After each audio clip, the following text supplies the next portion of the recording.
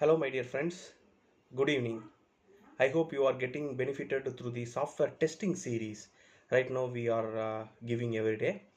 And in the video, today we are going to see one very important video with respect to software testing that deals with black box testing. Testing படிச்சிருந்தீங்க அப்படின்னா உங்களுக்கு நிச்சயமா தெரியும் white box testing and black box testing are two predominant techniques that is used in day-to-day life by a software tester. இப்போ black box testingனா என்ன, அது என்னென்ன ஹெல்ப்லாம் நமக்கு பண்ணுது, அதை பற்றின டெஃபினேஷன், அதை பற்றின இன்ட்யூஷன், அதை எல்லாத்தையும் டிஸ்கஸ் பண்ணிவிட்டு 3 predominant techniques or types of black box testing-ஐ இன்னைக்கு வரப்போகிற வீடியோவில் நான் டிஸ்கஸ் பண்ணுறேன். It deals with boundary value analysis type 1, equivalence class partitioning type 2, decision table based testing type 3. இந்த மூணு டெஸ்டிங்கும் ரொம்ப முக்கியமான டெஸ்டிங்.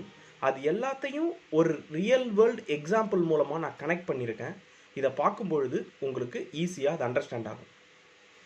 இன்னொரு முக்கியமான பாயிண்ட் நான் என்ன ஸ்ட்ரெஸ் பண்ண விரும்புகிறேன்னா, one of the very important 2 mark question that is quite often asked with respect to either net exam or in set examனு கேட்டிங்கன்னா பவுண்டரி வேல்யூ அனாலிசிஸை பற்றின ஒரு வேல்யூ. அதுக்கு ஆன்சர் நீங்கள் நிச்சயமாக பார்த்துருப்பீங்க. That is 4n+1 or 4k+1 அப்படிங்கிறது நீங்கள் பார்த்துருப்பீங்க. How we are arriving to that 4n+1 or 4k+1, அந்த வேல்யூ எப்படி வந்துச்சு அப்படிங்கிறத நான் இந்த வீடியோவில் உங்களுக்காக ப்ரூவ் பண்ணியிருக்கேன். ஸோ தயவு செஞ்சு அதை ஈஸியாக அண்டர்ஸ்டாண்ட் பண்ணிங்க, தேவையில்லாமல் மனப்பாடம் பண்ணாதீங்க.